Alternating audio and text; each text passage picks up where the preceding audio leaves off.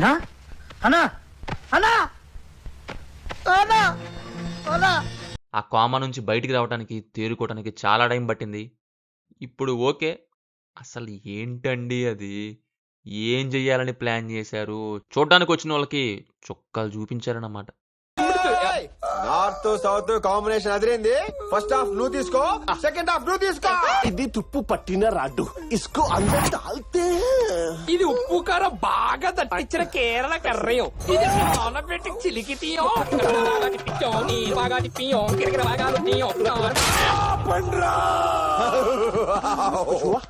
Cinema ఎలా ఉంది అంటే 2 కళ్ళు సరిపోలేదు. ఎవరన్నా మంచి మంచి మూవీస్ని కాపీ లిస్ట్లో వేసుకొని తెస్తారు.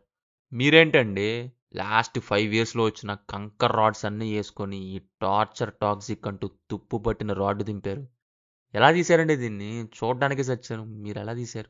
Tug life, goat life, war 2 life లాంటివి వేసి ఒకసారి కాదు ఒక 20 సార్లు రుబ్బితే వచ్చిందే ఈ హార్పిక్, అదే టాక్సిక్. ఫస్ట్ హాఫ్కే శవాలు లేస్తాయి. బ్రెయిన్ హార్ట్ ఎన్ని చెప్పినా వినకుండా స్టిల్ కూర్చుంటే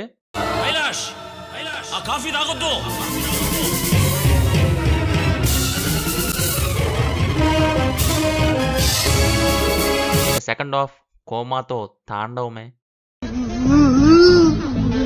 పెట్టలోడని వాడు చెప్పినా నేను పట్టించుకోలేదు. తెలియగడుగుతున్నాం. అంత బడ్జెట్ సెన్సేషన్ అయిన యాక్టర్, తన యొక్క ప్రైమ్ టైం, పాన్ ఇండియా లెవెల్లో ఫీమేల్ యాక్టర్స్ కాస్టింగ్, ఇవన్నీ ఈ హార్పిక్ కోసం, అదే దీనికోసమా? కేజీఎఫ్ చూసిన డైరెక్టర్సే హ్యాంగ్ ఓవర్లో పడ్డారని మొన్న అనుకున్నాం. కానీ అంతకంటే బేభత్సమైన హ్యాంగ్ ఓవర్లో యష్ ఉన్నారని ఈ టాక్సిక్ చెప్పకనే చెప్పింది.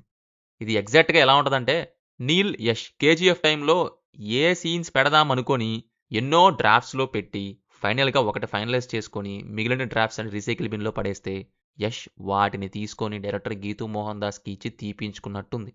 కేజీఎఫ్లో క్యారెక్టర్స్ డైలాగ్స్కి ఎలివేషన్ టైంలో డైలాగ్స్ పడతాయి అక్కడక్కడ.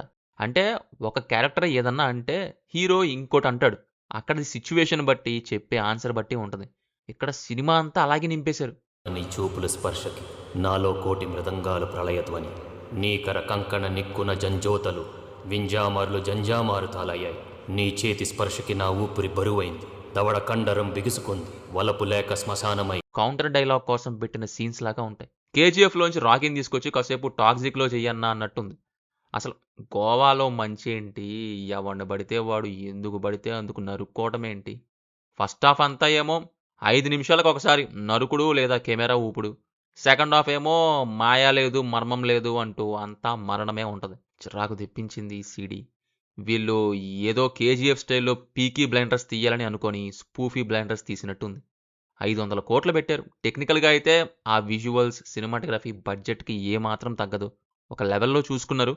ఆ 2 విషయాల్లో సినిమాని ఏమీ అనలేం. కానీ అంత బడ్జెట్, అంత వర్క్, అంత స్టైల్, అసలు సబ్స్టెన్సే లేని దానికి పెట్టారు చూడండి, అదే దారుణమైన విషయం. రన్ టైం 3 hours ప్లస్ అని తెలుసు. కానీ సినిమా స్టార్ట్ చేసిన తర్వాత అర్థమైంది 3 hours ప్లస్ అని రన్ టైంకి చెప్పలేదు, టార్చర్కి చెప్పారు. మీరు 3 గంటల టార్చర్ కోసం ఇక్కడికి వచ్చారు, ఇక అనుభవించిపోండి నరకానికి ఫ్రీ ట్రైల్ లాగా అన్నట్టు.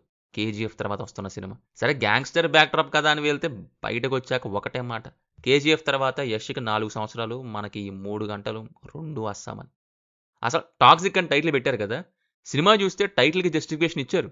ఎలా అంటే సినిమా టాక్సిక్కే, స్క్రీన్ ప్లే టాక్సిక్కే, ఎడిటింగ్ టాక్సిక్కే, రన్ టైం టాక్సిక్కే, ఆడియన్స్ పేషెన్స్ మాత్రం ఫైనల్గా కోమా.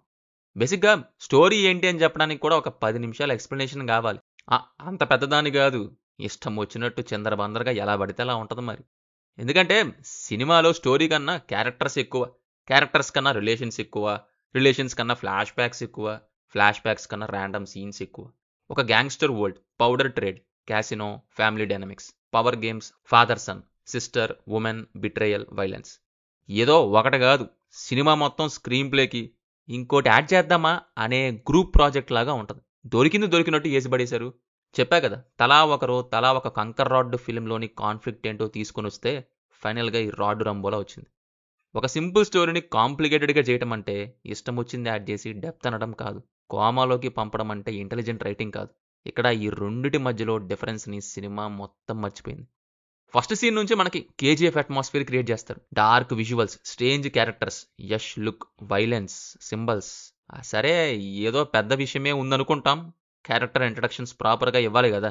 కానీ ఉండదు. ఎవరితో రిలేషన్, ఎవరు ఎవడినేస్తన్నాడో, ఎందుకేస్తన్నాడో, వేసేవాడెవడు వేయించుకునేవాడెవడు. ఏ క్యారెక్టర్ ఎందుకు ఇంపార్టెంటో, ఎవరిని ఫాలో అవ్వాలో, ఎవరిని హేట్ చేయాలో, ఎవరిని ఫీల్ అవ్వాలో ఏ బేసిక్ ఇన్ఫర్మేషన్ ఉండదు. డైరెక్టర్ మనల్ని ఒక రూమ్ పంపించి మీరు చూసుకొని ఫిగర్ ఔట్ చేసుకోండి అని డోర్ లాక్ వేసినట్టు ఉంటది. ఫాదర్ అంటావు, రివెంజ్ అంటావు. ఎవరిదంటే సిస్టర్‌దంటావు. మళ్ళీ అసలు ఎందుకొచ్చావంటే పవర్ కోసం అంటావు. వాడేమో ఏసేయ్ నా బ్రదర్‌ని ఏసేయ్ అంటాడు వాడు. అమ్మాయి కనపడితే వెళ్ళిపోతావు. ఒకరొస్తారు ప్రేమ అనంటే కాదు మోజ అంటావు. ఇంకొకరొస్తారు మోజా అంటే ప్రేమ అంటావు. ఈలోపు ఇవన్నీ కాదు అక్కా అని ఏడుస్తూ వెళ్ళిపోతావు. ఆ తర్వాత కొడుకని ఏడుస్తావు. ఆ తర్వాత ఇంకొకరొస్తారు మళ్ళీ వెళ్తావు. మళ్ళీ కొడకా అని ఏడుస్తూనే వెళ్తావు. అందరినీ చంపుతావు. అన్నీ తాగుతావు. సోదంతా చెప్తావు. ఇదంతా కాదు నాలో నాకే నాతోనే యుద్ధం అంటావు. యముడి దగ్గరకు పంపిస్తావు మమ్మల్ని. దీని బదులు రాయి పెట్టి కొట్టినా సరిపోయేది సినిమా బదులు. ఇక ఎడిటింగ్ గురించి అయితే సపరేట్గా మాట్లాడాలి. ఎడిటింగ్ అని చెప్పి ఎడిటింగ్ సాఫ్ట్వేర్కి మైగ్రేన్ ఇచ్చారు. ఒక సింపుల్ కన్వర్సేషన్ జరుగుతుంటే కూడా షార్ట్ ఇక్కడ, కట్ అక్కడ, ఫేస్ అక్కడ, హ్యాండ్ ఎక్కడ, రియాక్షన్ అక్కడ. సీన్ని చూడటం కాదు, సీన్ని అసెంబుల్ చేసుకోవటం. ఒక సీన్లో క్యారెక్టర్ ఏం చెప్పాడో విని అర్థం చేసుకునే లోపే ఆ క్యారెక్టర్ ఫేస్ ఆల్రెడీ 4 యాంగిల్స్లో చూపించేస్తారు. కొన్ని రియాక్షన్స్లో every few milliseconds cut. Cinema ఫాస్ట్గా ఉండాలని కట్స్ పెంచడం వేరు. చూసే వాళ్ళకి ఫ్రేమ్ సెటిల్ అవ్వడానికి టైం ఇవ్వకుండా ఇష్టం వచ్చినట్టు కట్ చేసుకుంటూ వెళ్ళిపోవడం వేరు. ఇక్కడ సెకండ్ వన్, కెమెరాకి ఆస్తమా అటాక్ వచ్చినట్టు కట్టు. ఒక సింపుల్ డైలాగ్ సీన్ అనుకుందాం. హీరో మాట్లాడతాడు, కట్టు. హీరోయిన్ రియాక్షన్, కట్టు. టేబుల్ కట్టు, డోర్ కట్టు, షాడో కట్టు, హీరో హ్యాండ్ కట్టు, మళ్ళీ హీరోయిన్ కట్టు. చూసా మనకేం ముందు డైలాగ్ కంప్లీట్ చేయండి అయ్యా ఫస్ట్, ఆ తర్వాత కట్ చేస్తావో అవుట్ చేస్తావో నీ ఇష్టం అనిపించింది. ఇంత కట్టింగ్ ఎందుకంటే స్టైలిష్గా కనిపించాలి. స్టైలిష్గా కనిపించడం కోసం సీన్కి బ్రీతింగ్ స్పేస్ లేకుండా చేశారు. ఫైనల్గా స్టైల్ కూడా పోతుంది, సీన్ కూడా పోతుంది, చూసే మనం కూడా పోతాం. ఆ కేజీఎఫ్ హ్యాంగ్ ఓవర్ గురించి అయితే యష్ స్క్రీన్ మీద కనిపించిన ప్రతిసారి కేజీఎఫ్ని కంపేర్ చేయకుండా ఉండాలంటే మనకి స్పెషల్ మెడిటేషన్ ట్రైనింగ్ కావాలి. కేజీఎఫ్లో యష్ ఎంట్రీ, కేజీఎఫ్లో లుక్, కేజీఎఫ్లో యాటిట్యూడ్, కేజీఎఫ్లో స్లో మోషన్, కేజీఎఫ్లో ఎలివేషన్, కేజీఎఫ్లో బీజిఎం. ఇక్కడ కూడా యష్ని చూస్తే రాకీ బాయ్ ఏం జరిగింది బాయ్ అని బ్రెయిన్ ఆటోమేటిక్గా నోటిఫికేషన్ పంపించింది. నువ్వు ఎవడైనా సరే ప్యాంటుకి 15 రూపాయలు, షర్టుకి 10 రూపాయలు, అండర్వేర్కి 5 రూపాయలు. 2 ప్యాంట్లు వేస్తే ఒక షర్ట్ ఫ్రీ, 2 షర్ట్లు వేస్తే ఒక అండర్వేర్ ఫ్రీ. ట్యాక్సెస్ ఎక్స్ట్రా, రేట్లు మారవు. నువ్వు ఇలా మారిపోయావేంటి భాషాబాయ్? ప్రాబ్లం యష్ సేమ్ స్టైల్లో కనిపించడం ఒక్కడే కాదు, సినిమా ఇట్ సెల్ఫ్ కేజీఎఫ్ నుంచి బయట పడాలని ట్రై చేస్తున్నట్టు కనిపించదు. కేజీఎఫ్లో ఎలివేషన్కి ముందు క్యారెక్టర్ని బిల్డ్ చేశారు. రాకీ బాయ్ ఏం చేస్తాడు, ఎందుకు చేస్తున్నాడు, వరల్డ్లో అతని పొజిషన్ ఏంటి మనకు తెలుసు. కాబట్టి ఎలివేషన్ వచ్చినప్పుడు కిక్ వస్తుంది. ఇక్కడ క్యారెక్టర్ని ప్రాపర్గా అండర్స్టాండ్ చేసుకునే లోపే ఎలివేషన్. ఇదేంటి అని క్లారిటీ రాకముందే హీరో గ్రేట్ అని చెప్తారు. సరే సార్ గ్రేట్, ఎందుకు అంటే అది నెక్స్ట్ కట్లో చెప్తా. నెక్స్ట్ కట్లో ఇంకొక కట్టు. హీరోని మాస్గా చూపించడం కోసం ప్రతి సీన్ని ఎలివేషన్ ఆపర్చునిటీ లాగా యూజ్ చేశారు. క్యారెక్టర్ సిచ్యువేషన్కి ఎలివేషన్ ఉండాలి. ఇక్కడ సిచ్యువేషన్ ఉందో లేదో తెలీదు, ఎలివేషన్ మాత్రం రెడీ. హీరో చైర్లో కూర్చున్న ఎలివేషన్, హీరో నడిచిన ఎలివేషన్, హీరో చూసిన ఎలివేషన్, హీరో సిగరెట్ పట్టుకున్న ఎలివేషన్. చివరిలో ఎక్కడి నుంచి వచ్చిందో తెలియదు కానీ సిగరెట్ మాత్రం వచ్చేస్తుంది, ఎలివేషన్ వచ్చేస్తుంది. ఇక హీరో కింద పడిన మందు బాటిల్లోని మందు దాగినా ఎలివేషన్ అయిపోయింది. సినిమాలో ఎలివేషన్స్కి వాల్యూ ఉండాలి. ఇక్కడ వాల్యూ అనే మాటను కూడా ఎలివేషన్ కోసం వాడేస్తారు, ఏది దొరికితే అది. ఇక ఉమెన్ క్యారెక్టర్స్ గురించి అయితే cinema as usual hero dominance showcase చేయడం కోసం ప్రాప్స్ లాగా యూజ్ చేశారు.